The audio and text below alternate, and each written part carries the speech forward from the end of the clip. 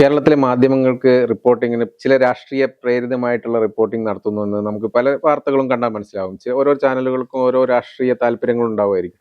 പക്ഷെ അതിനനുസരിച്ച് എല്ലാ വാർത്തകളും ആ ഒരു രീതിയിലേക്ക് ചെയ്യുക എന്നുള്ളത് പറയുന്നതും ഒരു ശരിയായ നിലപാടാണെന്ന് തോന്നുന്നില്ല. അങ്ങനെയാണ് നമ്മളിവിടെ ശ്രദ്ധിക്കാൻ തുടങ്ങുന്നത്. റിപ്പോർട്ടർ ചാനലിന്റെ പല വാർത്തകളും സർക്കാരിന് എതിരെ നല്ല വാർത്തകൾ ഉണ്ടെങ്കിൽ പോലും സർക്കാരിനെതിരായിട്ട് എങ്ങനെ എന്തെങ്കിലും ഒരു വാർത്ത ചെയ്യാൻ പറ്റുമോ എന്നുള്ളത് നോക്കിയിട്ടാണ് അത് ചെയ്യുന്നത്. പ്രളയം വാർത്തകൾ റിപ്പോർട്ട് ചെയ്യുമ്പോഴും അവിടെ പല കാര്യങ്ങൾ അവരുടെ റിപ്പോർട്ടർ ചോദിക്കുന്നത് കാണുമ്പോഴും അങ്ങനെയുള്ള സംഭവങ്ങളൊക്കെ കാണുമ്പോൾ നമുക്ക് മനസ്സിലാവും ഇത് ഒരു കുത്തിത്തിരിപ്പുണ്ടാക്കാൻ വേണ്ടിയിട്ട് മാത്രം ചോദിക്കുന്ന രീതിയിലാണ് ചോദിക്കുന്നത്. പിന്നെ അതേപോലെ ഈ കൊല്ലം നീണ്ടകര സംഭവത്തിൽ മറ്റേ മത്സ്യത്തൊഴിലാളി കാണാതായ സംഭവത്തിൽ അവിടെ ഒരു പ്രതിഷേധം നടക്കുന്നു. അതിനിടയ്ക്ക് ഉണ്ടാക്കുന്ന ചോദ്യങ്ങൾ, അവിടെ നിൽക്കുന്ന പോലീസുകാരോടൊക്കെ ചോദിക്കുന്ന ഒരു രീതിയും അവർ ഒന്നും അനങ്ങാതെ ഇതെങ്ങനെ പരിഹരിക്കാമെന്ന് നോക്കാൻ ശ്രമിക്കുന്ന പോലീസുകാരെടുത്ത് പോയിട്ട് നിങ്ങൾക്കൊന്നും മിണ്ടാനില്ലേ, അങ്ങനെയുള്ള ആ ഒരു രീതിയിലുള്ള ഒരു ചോദ്യങ്ങളൊക്കെയാണ് പലതും ചോദിക്കുന്നത്. അപ്പോൾ ഇതൊക്കെ കാണുമ്പോൾ തന്നെ മനസ്സിലാവും ഇതൊരു എന്തോ അത് ക്രിയേറ്റ് ചെയ്യാൻ വേണ്ടിയിട്ട് പ്രത്യേകം കുത്തിത്തിരിപ്പുണ്ടാക്കാൻ വേണ്ടി തന്നെ ചെയ്യുന്ന പോലെ തോന്നുന്നുണ്ട്. അങ്ങനെയുള്ള വാർത്തകളൊക്കെ ചെയ്തുകൊണ്ട് ഇപ്പൊ കഴിഞ്ഞ കുറെ കാലമായിട്ട് പ്രതിപക്ഷത്തായിരുന്നപ്പോ വി.ഡി. സതീശനോ അല്ലെങ്കിൽ കോൺഗ്രസിനെതിരായിരുന്നു വാർത്തകൾ ഉണ്ടായിരുന്നത്. അപ്പോൾ CPM അനുകൂലമായിട്ടുള്ള നിരന്തര വാർത്തകൾ ഉണ്ടായിരുന്നു. അപ്പോൾ അത് കഴിഞ്ഞിട്ട് അത് മാറി ഇപ്പൊ പുതിയ സർക്കാർ അധികാരത്തിൽ വന്നപ്പോൾ വി.ഡി. സതീശൻ സർക്കാരിനെതിരെ അല്ലെങ്കിൽ മുഖ്യമന്ത്രിക്കെതിരെയാണ് ഒരുപാട് വാർത്തകൾ. എല്ലാ വാർത്തകളും ഏത് വാർത്തയിലും എന്തെങ്കിലും ഒരു നല്ലതുണ്ടെങ്കിൽ പോലും അത് മാറ്റി കൊടുക്കുന്ന രീതിയിലുള്ള ഒരു റിപ്പോർട്ടിംഗ് ആണ് നമ്മൾ കണ്ടുവരുന്നത്.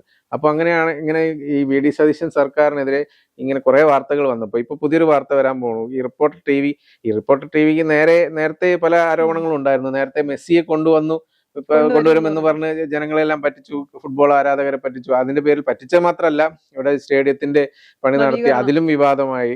പിന്നെ പുതിയൊരു വാർത്ത എന്ന് വെച്ചാൽ 126 കോടി രൂപ വിദേശത്തെ ഒരു കമ്പനിക്ക് അല്ലെങ്കിൽ ഈ അർജന്റീന ഫുട്ബോൾ അസോസിയേഷന്റെ ഇന്റർനാഷണൽ കാര്യങ്ങൾ നടത്തുന്ന ഒരു കമ്പനിക്ക് 126 കോടി രൂപ നൽകി എന്നുള്ളത് വിദേശത്തേക്ക് അയച്ചു അല്ലെങ്കിൽ വിദേശത്തേക്ക് കടത്തി എന്ന് പറയുന്നത്. അതിന് ഇവിടെ നിന്ന് കൊടുക്കുകയാണെങ്കിൽ ഫെമ നിയമപ്രകാരം 126 കോടി രൂപയ്ക്ക് 12 കോടി രൂപയെങ്ങാണ് GST കെട്ടുന്നത്. ആ പൈസ കൊടുത്തില്ല എന്നാണ് പറയുന്നത്. അപ്പൊ അങ്ങനെയുള്ള ഒരു കേസാണ് ഇപ്പൊ പുതുതായിട്ട് വന്നിരിക്കുന്നത്. ഇപ്പൊ ഇത് ഈ വി.ഡി. സതീശൻ അതിനകത്ത് കൃത്യമായ നിലപാടെടുത്തിട്ടുണ്ട് എന്നാണ് പറഞ്ഞത്. കാരണം ഇതൊരു പകപോക്കലാണോ എന്നാണ് ഞാൻ ചോദിക്കുന്നത്. കാരണം തങ്ങൾക്കെതിരെ കൂടുതൽ മിക്ക വാർത്തകളും തങ്ങൾക്കെതിരെ ചെയ്തുകൊണ്ടിരിക്കുന്ന റിപ്പോർട്ടർ ചാനലിന് എതിരെ ഈ ഒരു നടപടി എടുത്തതോടുകൂടി അതൊരു പകപോക്കലാണോ എന്നുള്ളൊരു ചർച്ചയാണ് ആദ്യം വരുന്നത്. അല്ല, മിക്ക ചാനലുകൾക്കും ഒരു രാഷ്ട്രീയ താല്പര്യങ്ങൾ ഉണ്ടാകും. ചാനലുകൾ സ്വാഭാവികമായും ഏതെങ്കിലും ഒരു രാഷ്ട്രീയ പാർട്ടിയോട് ചെറിയൊരു ചായ്വുണ്ടാകും. ഇപ്പൊ രാഷ്ട്രീയ പാർട്ടികളുടെ ചാനൽ അല്ലാതെയുള്ള ചാനലുകൾ എടുക്കുമ്പോൾ സ്വാഭാവികമായിട്ടുള്ള കാര്യമാണിത്. എന്നാൽ മാധ്യമധർമ്മം എന്ന് പറയുന്നത് എപ്പോഴും പ്രതിപക്ഷത്തിരിക്കുന്ന അല്ലെങ്കിൽ പ്രതിപക്ഷം ചെയ്യേണ്ട കാര്യങ്ങളാണ് മാധ്യമ പ്രവർത്തകർ ചെയ്യേണ്ടത് എന്നാണ് നമ്മൾ മാധ്യമ പ്രവർത്തകരെ പഠിച്ചു തുടങ്ങുമ്പോൾ തന്നെ ആദ്യം പറയുന്ന കാര്യം. എന്ന് വെച്ചാൽ സർക്കാർ ചെയ്യുന്ന നല്ല കാര്യങ്ങളെ അംഗീകരിക്കുകയും എല്ലാ തെറ്റുകളെയും ചൂണ്ടിക്കാട്ടുക. പ്രതിപക്ഷത്തിന് എന്ത് റോളാണോ ഉള്ളത് അതേ റോള് തന്നെയാണ് മാധ്യമ പ്രവർത്തകർക്ക് അല്ലെങ്കിൽ മാധ്യമങ്ങൾക്ക് ഉള്ളതെന്നാണ്. എന്നാൽ റിപ്പോർട്ടറിന്റെ കാര്യം വരുമ്പോൾ അത് വളരെ വ്യത്യാസമാണ്. പ്രതിപക്ഷത്തിരുന്നപ്പോൾ കോൺഗ്രസിനും UDF എതിരായിട്ടും അവർ ഭരണപക്ഷത്തെത്തുമ്പോൾ അതേ നിലപാട്. അപ്പോൾ UDF അല്ലെങ്കിൽ സർക്കാരിനെതിരെ തിരിയുന്ന ഒരു രീതി.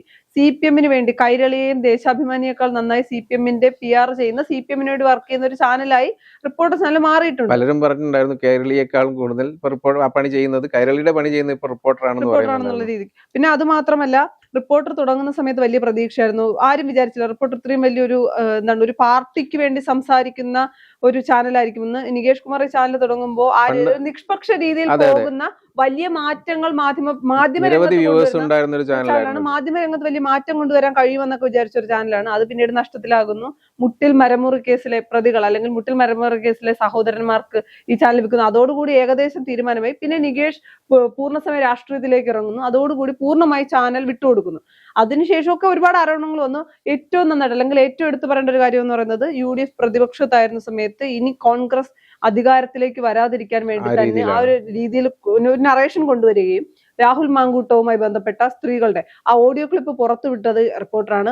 ആവശ്യമെങ്കിൽ ഇനിയും പെൺകുട്ടികൾ അല്ലെങ്കിൽ ഇനിയും അതിജീവിതമാരും ഇരകളുമുണ്ട്, അത് ആവശ്യമെങ്കിൽ സമയത്ത് അല്ലെങ്കിൽ ആവശ്യമായ സമയത്ത് ഞങ്ങൾ പുറത്തുവിടുമെന്ന് പറഞ്ഞ ചാനലും റിപ്പോർട്ടറാണ്. അപ്പോൾ അവിടെ എന്ത് മാധ്യമ ധർമ്മമാണ് അല്ലെങ്കിൽ അവിടെ രാഷ്ട്രീയമായ ഏത് സാഹചര്യത്തിൽ രാഷ്ട്രീയമായി CPM അനുകൂലമാക്കുക എന്നത് മാത്രമാണ് അവിടെ ചിന്തിച്ചത്. അവിടെ ഇരയ്ക്കോ അതിജീവിതയ്ക്കോ ഒന്നും ഒരു തരത്തിലുള്ള ബഹുമാനവും കൊടുത്തെന്ന് ഞാൻ വിശ്വസിക്കുന്നില്ല. അത് മാത്രമല്ല, നിരവധി കേസുകൾ, ഇങ്ങനെ നിരവധി മാനനഷ്ട കേസുകൾ റിപ്പോർട്ടർ ടിവിക്കെതിരെ നൽകിയിട്ടുണ്ട്. പലതും 100 കോടിയുടെ ഒക്കെ നഷ്ടപരിഹാരം ചോദിച്ചുകൊണ്ടാണ് കൊടുത്തിരിക്കുന്നത്. എനിക്ക് തോന്നുന്നു ഒരു ജഡ്ജ് തനിക്ക് എതിരെ നിരന്തരം അധിക്ഷേപം വാർത്തകൾ വരുന്നു എന്ന് പറഞ്ഞിട്ട് ആ ഒരു ഒരു പരാതി നൽകിയതായിട്ടാണ് അറിയുന്നത്. അതുകൂടാതെ പിന്നെ IPS ഉദ്യോഗസ്ഥന്റെ ഒരു പരാതിയുണ്ട്. പിന്നെ പല രാഷ്ട്രീയ നേതാക്കളും ഈ അടൂർ പ്രകാശിന് ഒരു പരാതി, പിന്നെ നഷ്ടപരിഹാരം, മാനനഷ്ട കേസ് അല്ല, കൊടുത്തിട്ടുണ്ട്. ഒരുപാട് കാലം കോൺഗ്രസ് ഈ റിപ്പോർട്ടർ ചാനലുമായി തെറ്റി നിന്നിട്ടുണ്ട്. അല്ലെങ്കിൽ കോൺഗ്രസിന്റെ ഒരു പ്രതിനിധി പോലും ചാനൽ ചർച്ചയിലേക്ക് പോകണ്ട എന്ന നിലപാടെടുക്കുക, കോൺഗ്രസുകാർ ഈ ചാനൽ ബഹിഷ്കരിക്കുന്നു എന്ന് പറയുക, ആരും തന്നെ 100 ദിവസത്തിന് പുറത്ത് ആരും തന്നെ റിപ്പോർട്ടർ ചാനൽ അല്ലെങ്കിൽ കോൺഗ്രസ് പ്രതിനിധികൾ ആരും തന്നെ റിപ്പോർട്ടർ ചാനൽ വന്ന് ചർച്ചയ്ക്ക് ഇരിക്കാത്ത ഒരു സാഹചര്യം അത്തരത്തിലൊക്കെ ഉണ്ടായിരുന്നു. പിന്നെ അടൂർ പ്രകാശ് തന്നെ ഒരു തവണ പറയുകയുണ്ടായി, അധികാരത്തിൽ വരുമ്പോൾ അല്ലെങ്കിൽ UDF അധികാരത്തിൽ എത്തിയാൽ റിപ്പോർട്ടർ ചാനലിനെ പൂട്ടിക്കും എന്നുള്ള തരത്തിലൊക്കെ സംസാരിച്ചിരുന്നു. പക്ഷെ സർക്കാർ അധികാരത്തിൽ വന്നിട്ട് അത്തരമൊരു നിലപാടൊന്നും നമ്മൾ കണ്ടില്ല, റിപ്പോർട്ടറിനെതിരെയും കണ്ടില്ല.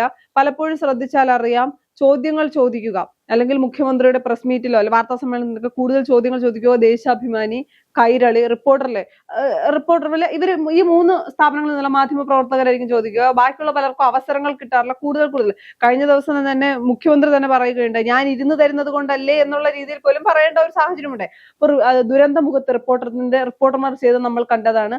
അനാവശ്യമായി വിവാദങ്ങൾ ഉണ്ടാക്കാൻ ശ്രമിക്കുന്നു. ചേട്ടൻ പറഞ്ഞതുപോലെ പോലീസുകാർക്ക് മുന്നിൽ ചെന്ന് അവിടെ ചെന്ന് അനാവശ്യമായിട്ടുള്ള ചോദ്യങ്ങൾ ചോദിക്കുക. ഇപ്പൊ വിമർശിക്കണം, പ്രതിപക്ഷം ആണ് അല്ലെങ്കിൽ ചാനലിന്റെ ജോലി എന്ന് പറയുന്നത് മറ്റുള്ള ചാനലുകൾ എന്താണ് ചെയ്യുന്നത്? എന്തുണ്ടെങ്കിലും അതിപ്പോ ഒരു ഭാഗത്ത് സർക്കാരിന്റെ ഭാഗത്ത് ഒരു തെറ്റുണ്ടെങ്കിൽ അതിനെ വിമർശിക്കും. ഇനി പ്രതിപക്ഷത്തിന്റെ ഭാഗത്താണ് ആരെങ്കിലും ചെയ്തു കഴിഞ്ഞാൽ അതിനെയും വിമർശിക്കും. ഇനിയിപ്പോ മറ്റുള്ള BJPക്കെതിരെ ആണെങ്കിൽ അതിനും എടുക്കും. എല്ലാവർക്കെതിരെ ഒരേപോലെ വിമർശിക്കുകയും നല്ലതുണ്ടെങ്കിൽ നല്ലത് പറയുകയും ചെയ്യും. പക്ഷെ ഇത് ചിലത് നല്ലത് കാണുന്നത് പോലും അതിലെന്തെങ്കിലും മോശമുണ്ടോ എന്നുള്ളത് തിരിഞ്ഞു പിടിച്ചിട്ട് അതിനകത്ത് ആ ഒരു സംഭവം ചെയ്യുന്ന രീതിയിലാണ് പല റിപ്പോർട്ടുകളും നമ്മൾ കാണുന്നത്. ഇനിയിപ്പോ UDF പക പോക്കുകയാണ് അല്ലെങ്കിൽ രാഷ്ട്രീയ പകയാണെന്നൊക്കെ പറഞ്ഞാലും തെറ്റു പറയാനൊന്നും ആകില്ല. സ്വാഭാവികമായിട്ടും VD സതീശൻ തന്നെ കഴിഞ്ഞ ദിവസം ഉദ്യോഗസ്ഥരെ കണ്ട് അല്ലെങ്കിൽ ഉദ്യോഗസ്ഥരുമായുള്ള ഒരു യോഗത്തിൽ അദ്ദേഹം പറയുകയുണ്ടായി, പണ്ട് ഞങ്ങൾ പ്രതിപക്ഷത്തിരുന്നപ്പോൾ പറഞ്ഞ കാര്യങ്ങളൊന്നും മറന്നിട്ടില്ല, ബുദ്ധിമുട്ടിക്കില്ല, സ്ഥലം മാറ്റങ്ങളൊക്കെ ഉണ്ടാകുമെന്ന് പറഞ്ഞതുപോലെ ഈ വിഷയത്തിൽ അല്ലെങ്കിൽ റിപ്പോർട്ടുമായി ബന്ധപ്പെട്ട വിഷയത്തിലും എന്തെങ്കിലുമൊക്കെ ഒരു നിലപാട് എടുക്കണം. അത് നമ്മൾ ശ്രദ്ധിക്കേണ്ടതെന്ന് വെച്ചാൽ ഇത് VD സതീശൻ വന്നപ്പോൾ മുതൽ ഓരോരോ കാര്യങ്ങൾ ചെയ്യണമെന്ന് തീരുമാനിച്ചിട്ടുണ്ടായിരുന്നു. അതൊക്കെ ഓരോന്നോരോന്നായിട്ട് എണ്ണി ചെയ്തുകൊണ്ടിരിക്കുന്നുണ്ട്. ചിലപ്പോൾ ഒരു പക്ഷേ മനസ്സിൽ റിപ്പോർട്ടറിനെതിരെയുള്ള ഒരു നടപടി എടുക്കണം എന്നുള്ളത് ഉണ്ടാവുമായിരിക്കും. കാരണം എന്തായാലും ഇപ്പോൾ ഒരു 126 കോടി രൂപ വിദേശത്തേക്ക് അയച്ചതിന് പേരിൽ 12 കോടി രൂപ GST അടയ്ക്കാത്തതിന്റെ പേരിലാണ് ഇപ്പം റിപ്പോർട്ടറിനെതിരെ നടപടി എടുക്കാൻ വന്നിരുന്നത്. ഇതെന്ന് വെച്ചാല് ഒരു കെട്ടിച്ചമച്ച കേസല്ല, ഇത് സത്യത്തിൽ ഉള്ള കേസാണ്, സർക്കാരിന്റെ മുന്നിലുള്ള വിഷയം തന്നെയാണ്. ഇതിന്റെ അകത്ത് VD സതീശന് ഏറ്റവും എളുപ്പമായ കാര്യം എന്ന് പറയുന്നത് ഈ പറയുന്ന മുഖ്യമന്ത്രിയും അദ്ദേഹമാണ്, ധനകാര്യ വകുപ്പ് മന്ത്രിയും അദ്ദേഹമാണ്. അപ്പൊ അദ്ദേഹം വളരെ പെട്ടെന്ന് ഈ വിഷയത്തിൽ ഒരു നിലപാടെടുക്കാൻ കഴിയും.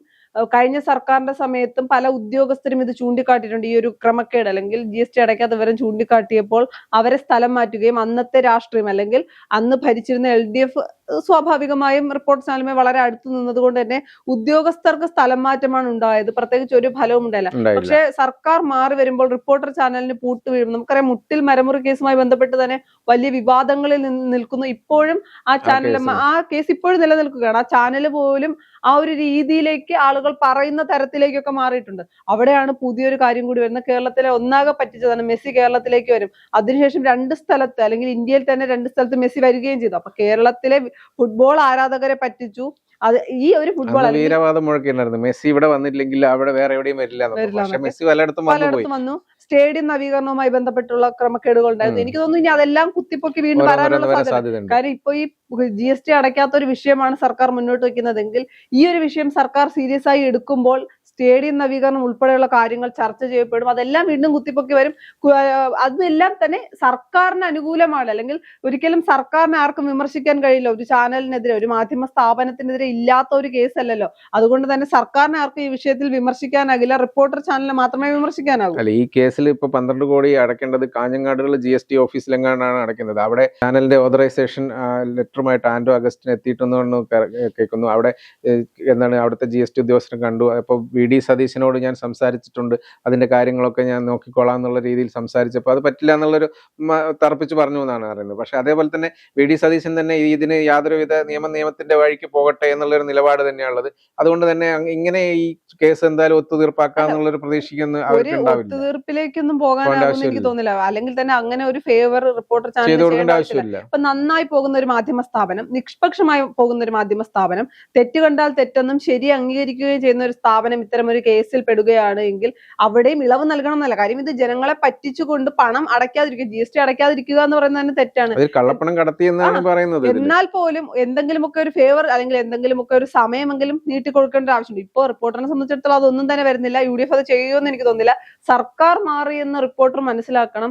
മുഖ്യമന്ത്രി എന്ന് പറയുന്നത് VD സതീശനാണ്. ഇനി മറുവശത്ത് VD സതീശൻ അത്തരം ഒരു നിലപാട് എടുക്കുകയാണെങ്കിൽ കോൺഗ്രസ് പാർട്ടി ഒന്നടങ്കം VD സതീശനെതിരെതിരെയും. കാര്യം 100ഓളം ദിവസം അല്ലെങ്കിൽ 100-ലധികം ദിവസം റിപ്പോർട്ടർ ചാനൽ ബഹിഷ്കരിച്ച, അവിടെ ചർച്ചകൾക്ക് പോലും കോൺഗ്രസിലെ നേതാക്കൾ പോകാതിരുന്ന ഒരു ചാനലാണ്. അവിടെ അധികാരത്തിലേക്ക് വരുമ്പോൾ ഏറ്റവും നല്ല അടൂർ പ്രകാശനൊക്കെ തന്നെ പറഞ്ഞിരുന്നു പണി കിട്ടുമെന്നുള്ള റിപ്പോർട്ടിന്. ജയിക്കുമ്പോൾ CPM-ന്റെ അല്ലെങ്കിൽ മറ്റു പാർട്ടികളുടെ ഓഫീസിന് മുന്നിൽ ആഹ്ലാദ പ്രകടനം നടത്തുന്നതിനേക്കാൾ ആളുകൾ വന്നത് റിപ്പോർട്ടർ ചാനലിന് മുന്നിൽ ആഹ്ലാദ പ്രകടനം നടത്താനാണ്. അത് ആ ഒരു സാഹചര്യം ഒക്കെ ഉണ്ട്. അത്രത്തോളം ദേഷ്യം റിപ്പോർട്ടർ ചാനലിനോട് കോൺഗ്രസ്സുകാർക്കുണ്ട്. അപ്പൊ മുഖ്യമന്ത്രി ഇത്തരം ഒറ്റയ്ക്കൊരു നിലപാട് എടുക്കുകയാണ് എങ്കിൽ, അല്ലെങ്കിൽ മുഖ്യമന്ത്രി കരുതുകയാണെങ്കിൽ വിഷയം അങ്ങ് ഒത്തുതീർപ്പാക്കാമെന്ന് കരുതുകയാണെങ്കിൽ മുഖ്യമന്ത്രിക്കെതിരെ വരും. പക്ഷെ ഞാൻ വിശ്വസിക്കുന്നില്ല. കാര്യം സതീശൻ തന്നെ പലപ്പോഴും പറഞ്ഞിട്ടുണ്ട്, ഞങ്ങൾ പ്രതിപക്ഷത്തിരുന്നപ്പോൾ പറഞ്ഞതൊന്നും വെറുമാക്കല്ല, അല്ലെങ്കിൽ ഭരണപക്ഷത്ത് വരുമ്പോൾ മറക്കുന്ന ആളുകളല്ല എന്ന് പറഞ്ഞിട്ടുണ്ട്. അത് സത്യമാണ് എങ്കിൽ റിപ്പോർട്ടർക്കാർ കുറച്ചധികം വെള്ളം കുടിക്കേണ്ടി വരും. മുട്ടിൽ മരമുറി കേസുമായി ബന്ധപ്പെട്ട കാര്യങ്ങൾ തന്നെ പല ആവർത്തി ഇപ്പോഴും കേസുകൾ നിലനിൽക്കുന്നുണ്ട്. കേസുകൾ ഇല്ല എന്നും പലപ്പോഴും ചർച്ചകൾ തന്നെ പലരും ചോദിക്കാറുണ്ട്. ആ കേസ് എന്തായി എന്നൊക്കെ ചോദിക്കുമ്പോൾ അത് കഴിഞ്ഞു എന്നൊക്കെ പറയുമ്പോൾ അത് കഴിഞ്ഞിട്ടില്ല, പൂർണ്ണമായ കേസ് അവസാനിച്ചിട്ടില്ല. അതുപോലെ തന്നെ ഇനിയിപ്പോ സ്റ്റേഡിയം നവീകരണവുമായി ബന്ധപ്പെട്ട ഒരു വിഷയം ഇതിന്റെ അകത്ത്. ഇപ്പൊ GST അടച്ചു കഴിഞ്ഞാൽ തന്നെ ഈ പ്രശ്നം പൂർണ്ണമായി പരിഹരിക്കില്ല, അല്ലെങ്കിൽ പരിഹരിക്കപ്പെടില്ല. ഇതിനകത്ത് ഒരുപാട് വിശദീകരണങ്ങൾ നൽകേണ്ടി വരും.